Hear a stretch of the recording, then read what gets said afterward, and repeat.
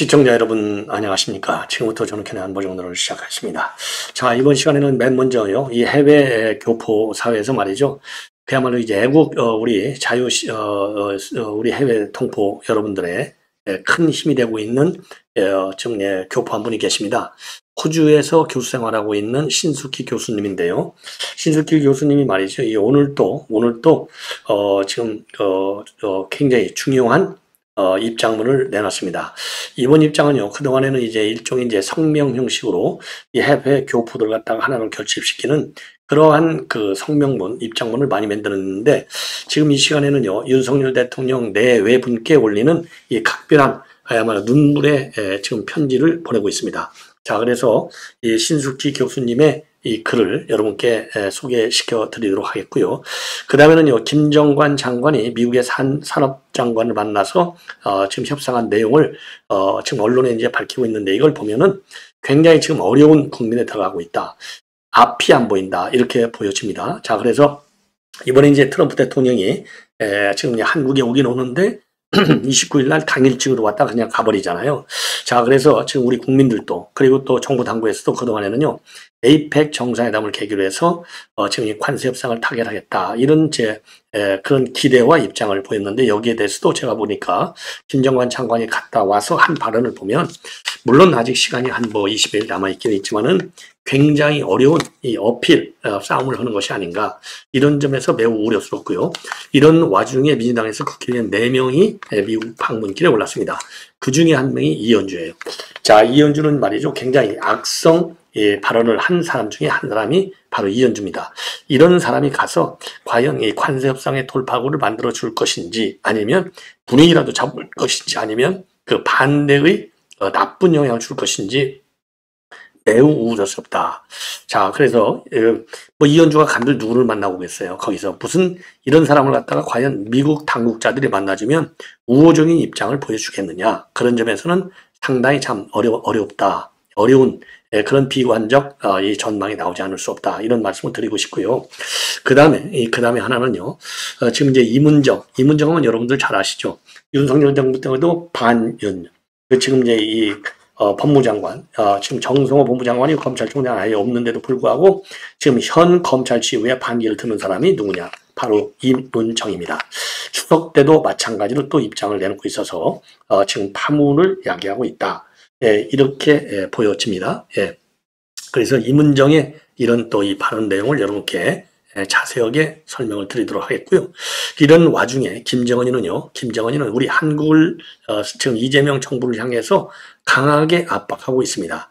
한국이 안전할 수 있느냐? 자, 최근에 말이죠, 최첨단 무기 전시를 했어요. 이 무기 전시와 관련해서 무기 전시회 기념연설을 통해서 한국 영토가 결코 안전한 것으로 될 수 있겠는가? 한번 잘 판단해봐라. 이러한 지금 이 발언을 해서, 또 이것도 말이죠, 지금 우리 언론에서는요, 상당히 이거를 별로 다루지 않고 있는데, 이거 굉장히 큰 위협이다. 이렇게 보여집니다. 자, 그래서 요 내용도 함께 여러분께 전해드리도록 하겠습니다. 자, 그리고요, 지금 이제 강원래 이번에 이제 박사가 됐잖아요. 이 강원래 박사의 글, 그야말로 그동안에 정말 이 마비가 돼가지고 많은 어려움을 겪었었는데, 이 강원래 박사의 글도 시간이 되는 대로 한번 말씀을 드리도록 하겠습니다. 자, 그런 말이죠. 이 맨 먼저 지금 신숙희 지금 시드니에 있는 호주에서 교수 생활하고 있는 시드니 신숙희 교수님의 김건희 여사 그리고 윤석열 대통령에 대한 편지가 되겠습니다. 자, 그래서 저는 호주 시드니에 35년째 거주하고 있는 교민 신숙희입니다. 지난 6월에 모스크바 대사가 면회하실 때 저 또한 교민 대표로 구치소 앞에 나가서 대통령의 석방을 호소드린 바 있다. 그래서 오늘 먼 이국 땅에서도 그야말로 조상의 은덕을 되새기면서 미뤄왔던 이 편지를 꼭 드려야겠다는 마음으로 펜을 들었습니다. 이 글은 저 개인의 생각을 넘어서 해외 동포와 선량한 국민들이 대통령 부부께 전하고 싶은 마음을 대신한 진심의 글입니다. 자, 대통령님, 저는 대통령께서 내리신 계엄령 결단이 나라의 안와 자유를 지키려고 하는 국의 결심에서 비롯된 것임을 확신합니다. 지금 대한민국은 중공과 북한의 우욕, 그리고 내부 반국가 세력의 침투로 심각한 혼란에 처해 있습니다. 자유민주주의를 수호하기 위해 위한 대통령의 결정은 국가의 최고 통수권자로서 반드시 감당해야 할 의무이고 역사적 사명이었다고 믿습니다. 지난 수십 년간 피와 희생으로 세워진 자유 대한민국이 반국가 세력들의 부정선거와 불법 정치, 언론과 사법의 왜곡으로 흔들리는 현실을 보며 저희 국민들도 분노와 슬픔을 감출 수 없었습니다.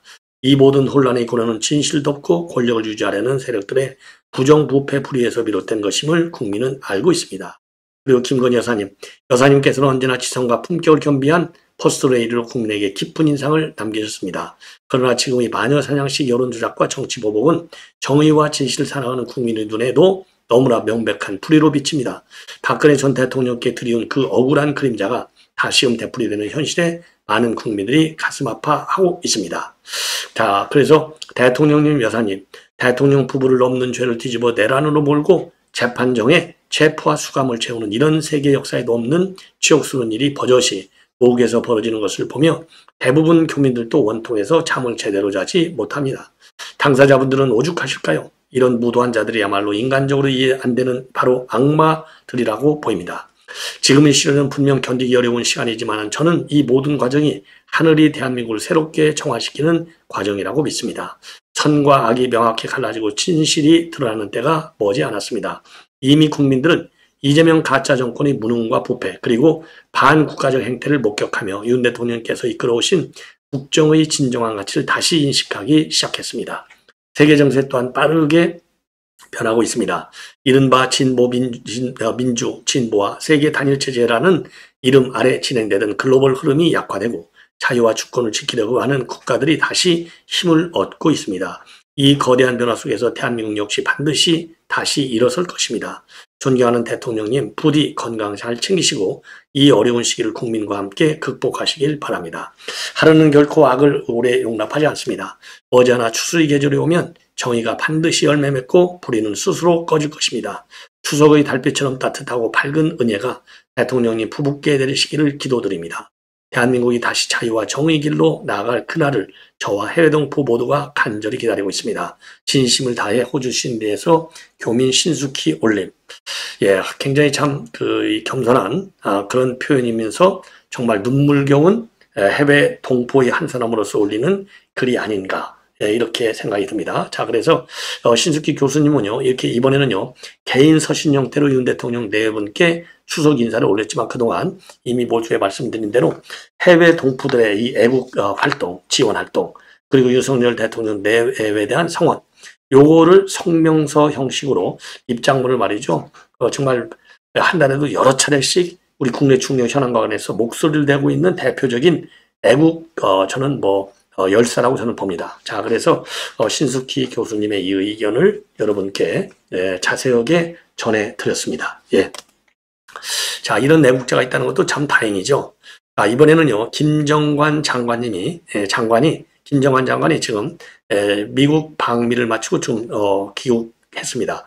자, 그래서 이거 극비 방문이 아니었느냐 이런 비판도 나오고 있어요. 왜냐, 김정관 장관이 갔으면은 시시각각까지는 아니지만은 갈 때 올 때 그리고 중간에 최소한도 주미 우리 한국 대사관 앞에서 협상 내용을 보고하고 오는 것이 국민에 대한 예의가 아닌가.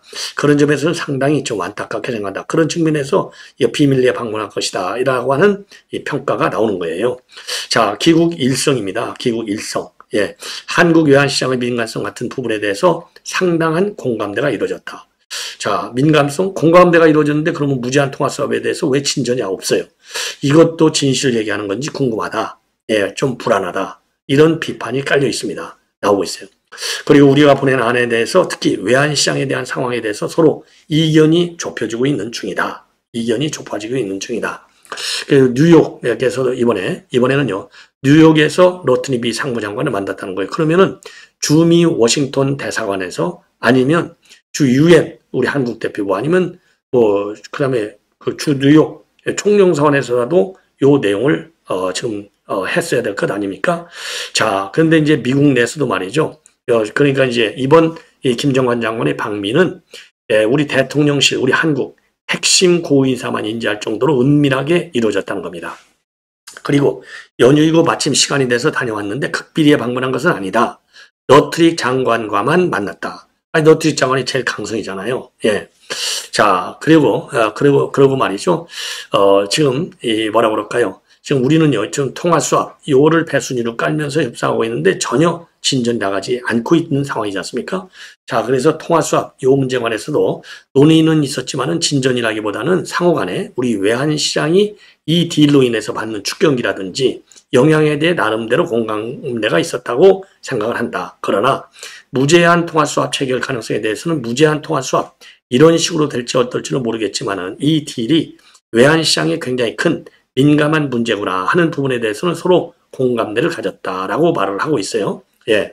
그리고 트럼프 대통령이 말이죠. 우리 한국이 3,500불 대미 투자 선불로 해라 이렇게 언급한 거, 여기에 대한 협의가 있었느냐 물었더니 그런 논의는 없었다. 아니 그러면 왜 갔어요? 이게 제일 중요하잖아요. 선불로 3,500억을 다 내놔라 말라. 이게 얼마나 중요한 건데 이게 딜의 핵심이거든요. 근데 논의가 없었어? 논의가 없으면서 통화수합은 또 얘기를 했어? 이게 앞뒤가 안 맞잖아요. 3,500불을 내기에는 우리 대한민국 외환보유가 4,160억 불밖에 안 되기 때문에 이게 84%가 되는데 우리가 이거를 현불로 낼 수 있느냐. 일본하고는 다르다. 일본은 외환보유가 우리의 3배다. 그래서 1조 3천억이나 된다. 그리고 일본은 기축통화국인데 피해서 우리는 기축통화국이 아니다. 그러니까 3,500불이 무리한 돈이다. 이거 아니에요? 근데 거기에 대해서 논의가 없었어. 현불로 되라는 거. 말이 안 맞아. 이게. 예. 그리고 지금 대미 투자 패키지를 어떻게 구성할지, 그리고 투자처는 어떻게 될지 논의가 있었느냐 그랬더니 지금 거기까지는 구체적으로 논의가 되지 않았다. 그러면 실패한 거잖아요. 자, 통합수합에 대해서 우리 이제 외환시장의 안정성 이런 데 대해서는 공감대가 있었다고 하는데 통합수합에 진도를 못 가죠. 선불 얘기 꺼내지도 못했어. 이거 뭐 하는 거냐 이거예요. 자, 그리고 말이죠. 지금 어제 긴급 현안 통상 대책회의가 열렸잖아요. 어제 대통령실에서. 그래서 이제 김용범 정책실장하고 우이성락 안보실장이 공동 주재했다고 돼 있거든요. 그래서도 이게 어제 뭔가 이 통상장관의 워싱턴 미국 방문 결과를 가지고 공유했다 이렇게 돼 있거든요. 근데 내용은 안 나왔어. 논의했다고만 돼 있지 어제 논의 결과 내용이 안 나왔어요. 이것만 보더라도 대미 협상이 실패했다라고 볼 수밖에 없는 중요 대목이 아닌가 이렇게 생각이 들어요. 그래서 우리 국민들이 생각하는, 그리고 우리 정부가 생각하는 국익과 시장의 안정성, 그리고 한미 관계의 중요성, 이런 부분에 대해서 논의가 있었다. 지금 저희는 큰 틀에서 우리 외환시장이나 국민 경제에 미치는 영향, 이런 부분이 훨씬 중요한 부분이기 때문에 그런 부분에 대해서 미국 측과 서로 이견을 좁혀가고 있는 중이다. 예. 그리고 이번 트럼프 대통령의 경주 창석 기회에 추가 협의가 있을 수 있느냐 그랬더니요, 가능성이 높다. 그러니까 가능성이 높다만 돼 있지 그거 확약하고 오지도 못했어. 야, 이거 정말 큰일 났어요. 자, 그런데 트럼프 대통령 29일 오전에 왔다 오후에 가. 그럼 못 만나는 거죠. 트럼프 대통령을 못 만나는 거예요. 루비오만 만나. 루비오만 나갖고 결론을 내리시겠어요? 그러니까 관세 협상은 이번 달에도 타결되기가 굉장히 어려운 것 아니냐. 그리고 김정관 장관의 관비도 사실상 실패한 것이 아니냐. 이렇게 우리가 평가하지 않을 수 없는 매우 어려운 상황이 계속되고 있는 거가 되겠어요. 그래서 어제 긴급 통상현안 대책회의에서는요, 김용범 정책실장하고 우이성락 안보실장이 공동 주재를 했는데 구윤철 경제부총리, 조현 장관, 김정관 장관, 여한구 통상교섭부장, 통상교섭본부 장관 같은 관계부처 장관, 그리고 하준경 경제정책 수석, 오현주 안보실 3차장, 이런 주요 참모들이 참석했다고 합니다. 그런데 문제는 뭐냐? 정부는 국익 최우선이라는 원칙하에 관세협상 후속 협의를 지속해 나갈 예정이다. 제가 그랬잖아요. 국익이란 말은 안 쓰는 게 좋다. 그래야 실질적 진전, 그리고 협상의 진정성이 미국에 전달될 수 있다. 이렇게 주장하건만 국익이란 말을 노래 부르고 있어요. 국익을 아무 때나 노래 부른다 해서 좋은 게 결코 아니다. 이런 말씀을 드리고, 미국의요, 추석 연휴 기간 중에 지금 의원 외교, 지원 외교 차원에서 이현주를 비롯한 의원 4명, 의원 이름도 안 나와 있어요. 미국을 방문해서 로스페로 주니어 전미 상공회의소 이사회 이사장과 면담을 할 예정으로 있다.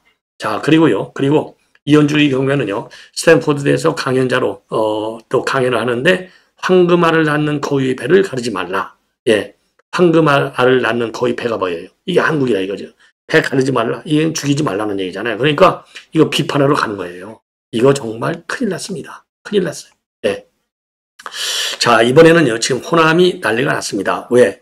지금 호남의 경우에는 지금 광주가 달라지고 있다는 거예요. 이제는 정치보다는 경제가 화두로 되어 있다. 그럼에도 불구하고 지금 여당은 뭐 이 호남에서는 딱 공천 곧 당선이잖아요. 그러니까 지금 여기에 난리가 난 겁니다. 예. 자, 그래서 지금 이제 간단하게 이 기사가 중앙일보에서 굉장히 길게 나왔는데요. 요 도표만 보시면 됩니다. 광주의 경우는 민영배가 30.3%, 그리고 문인 11.0, 강기정 10.8, 이영석 6.1, 이병훈 5.6, 그리고 조국당의 서왕진 5.4, 국민의힘 김정현 4.7, 정의당은 강은미 3.3, 진보당의 김주업 2.3 이렇게 되어 있거든요. 민영배는 그야말로 과거에 탈당을 했다가 복당한 아주 간교한 정치인이라고 볼 수밖에 없는데 지금 강기정이는 친문의 핵심이잖아요. 그리고 민병배는 친명이 되는 겁니다. 그러니까 벌써 지지도가 30.3에서 10.8, 20%나 차이가 나는 거예요. 그러면 지금 정청래가 뭐라고 그랬어요? 이번에는 전략 공천이 없다 이렇게 얘기했잖아요. 그러면 떨어질 가능성이 많은 거죠. 경선되면. 물론 아직도 한 8개월 정도 시간은 있지만 그래서 광주도 지금 난리가 났다는 것이고 그다음에 전남지사도 마찬가지예요. 김영록이가 지금 3선을 하느냐 마느냐의 갈림길에 서 있는데 김영록이 22.3인데 민주당의 주철현 14.9, 신정훈 11.9, 그리고 서삼석 8.9, 이계호 8.7, 국민의힘에서 김화진 5.4 이렇게 되어 있거든요. 자, 그러면 지금 민주당에서 김영록을 깨느냐 마느냐 이게 이제 관전 포인트가 되는 거예요. 그래서 지금 여권의 지금 내부 경쟁이 굉장히 심하다. 경북지사의 경우 전북지사는 김관영이가 31.2, 그리고 안호영이 17.7, 이원택이 12.4, 정현율이 7.7 이렇게 돼 있어요. 자, 여기서는 지금 14% 김관영이가 압도적으로 앞서고 있습니다. 그래서 이제 안호영이가 이걸 어떻게 지금 들어가느냐 이게 지금 이제 관전 포인트가 되는 겁니다. 자, 그래서 지금 이제 이 광주의 경우에는요, 재선에 성공한 사례가 박광태 전 시장이 딱 유일할 정도로 재선이 어렵다는 겁니다. 그래서 이 강기정이가 매년 반기마다 조사하는 광해단체 직무수행평가에서 50% 안팎의 고른 지지율을 보이면서 객관적 지표가 나쁘지 않지만, 지금 문제는 바로 뭐냐? 강기정이가 지난 6월 달에 이재명이가 타운홀 미팅 때 말이죠. 몇 가지 물었는데 제대로 답변을 못했다는 겁니다. 그래서 이 대통령한테 좀 찍혔다 이거죠. 찍혔다. 그래서 이제 이 색깔별로 소비 쿠폰이 다른데 요거를 제대로. 그래서 지금 호남에서는 지금 난리가 났다는 거예요. 아, 이재명한테 너는 찍혔구나. 딱 요거에. 그래서 판을 치고 드는 게 지금 민영배와 같은 이 강성 친명자들이 판을 딱 흔들고 있다는 겁니다. 자, 그래서 지금 이 강기정이가 굉장히 긴장하고 있고, 그리고 이제 민당 의원들 사이에서도 광주는 이제 정치보다는 경제가 와도다. 그래서 얼마든지 판을 흔들 수 있다는 겁니다. 그리고 전남의 경우에는 이제 주철 의원이 굉장히 빠르게 뛰어들고 있는데, 김영록 지사가 과연 이제 어느 정도로 버텨줄 것이냐. 그래서 지금 최근 여론조사를 보면 김영록 지사가 다른 경쟁자에 비해서 우위를 보이면서 상당히 지금 치열한 이강전을 보이고 있다. 근데 경남지사의 최대 선거는 이제 3선을 해줄 것이냐 말 것이냐 이게 이제 상당한 경쟁이 된 거라는 겁니다. 자, 그리고 경북지사의 경우에는요, 지금 현재로서는 김관영 시장의 우위가 예상이 되지만은 지금 김윤덕 교통부 장관의 출마 여부가 최고의 관심사항이라는 겁니다. 현재로서는 장관직을 꽤만 관심을 갖고 있다라고 하고 있지만은 김 장관이 결심할 경우는 김관영은 흔들릴 수밖에 없다는 것이죠. 자, 그래서 이제 이 김윤덕 장관의 그 수가 굉장히 이제 복병이 되고 있다. 이런 평가가 나오고 있다고 합니다. 자, 그 다음에 이문정이가 또 난리를 치고 있어요. 이문정. 이거죠. 이문정이가 말이죠. 지금 이 판에, 이걸 보여드릴게요. 청렴도사가 되어 부패 드래곤을 무찔러라. 10개의 문제는 김 검사장께서 직접 선정해 주셨습니다. 이해충돌방지법, 청탁거치법, 공무원 행동강령서 이런 데서 시험 문제를 이 문제가 냈어요. 그리고 지가 이런 게임을 하고 있는 거예요. 게임. 10점 만점. 자, 이게 지금 이문정이가 이거를 언제 하고 있느냐? 예, 이거를 예, 지금 이제 검찰 개혁안이 통과제 정부 조직 개편안이 딱 발표가 됐는데 지난 6일 날 그 다음 날 이런 이 게임, 예, 이 플래시 게임을 갖다가 배포했다는 거예요. 이 동부지검에서. 야, 그러니까 이게 동부지검 총무과에서 동부지검 검 내부 직원들을 대상으로 해서 예, 지난 청렴용사대 부패 드래곤의 게임 실행 파일과 안내사항을 배포해서 날릴 정도가 됐다는 겁니다. 자, 그러니까 이게 아까도 말씀드린 이문정이가 직접 출제했다. 뭘 바탕으로?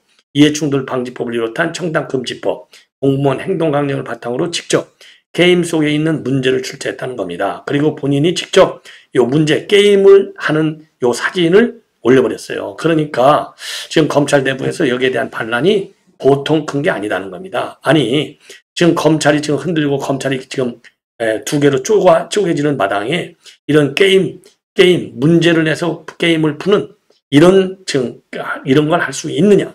여기에 대해서 검찰 내부가 지금 부글부글 끓고 있다는 겁니다. 부글부글. 그러더니 지난 5일 날, 어제죠. 국회 검찰 조직법이 이제 폐지됐잖아요. 검찰 폐지. 검찰이 뿌리는데도 거뒀다. 예. 그러니까 이제 이 정성호 장관이 일주일 전에 발언을 조심하라. 이렇게 얘기했잖아요. 그런데 여기다가 검찰이 뿌리는데도 거뒀다. 이러한 입장문을 또 내놓고 지금 반기를 들고 있는 겁니다. 자, 그래서 명절 연휴 직전의 개정 정부 조직법 공포를 지켜보며 검찰 역시도 뿌리는데도 거두는 수학의 시기를 결국 맞았구나 싶었다. 좀 더 말려보지 못한 게 후회스럽고 이래저래 안타깝고 서글픈 마음이다. 그러면서요, 동료들에게 추적 인사를 하면서 수학물에 망연자실 실망하지 말고 이 알차게 내년을 준비하여 오래 같지 않은 내년은 받자고 했는데, 알찬 내년을 위한 준비가 기득권을 지키기 위한 분투가 아니라 잃어버린 시민들의 신뢰를 되찾기 위한 검찰의 허물과 가오를 고치고 바로잡기 위한 분투가 되어야 할 것이다. 저 역시 다음에 또 후회하지 않도록 더욱 분투해볼 각오다. 이렇게 입장을 내는 거예요.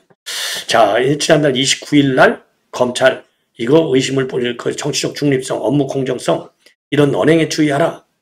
그리고 본연의 임무에 충실하라. 이렇게 경고를 했는데 이거를 싹 다 무시해버리고 이런 입장을 내는 겁니다.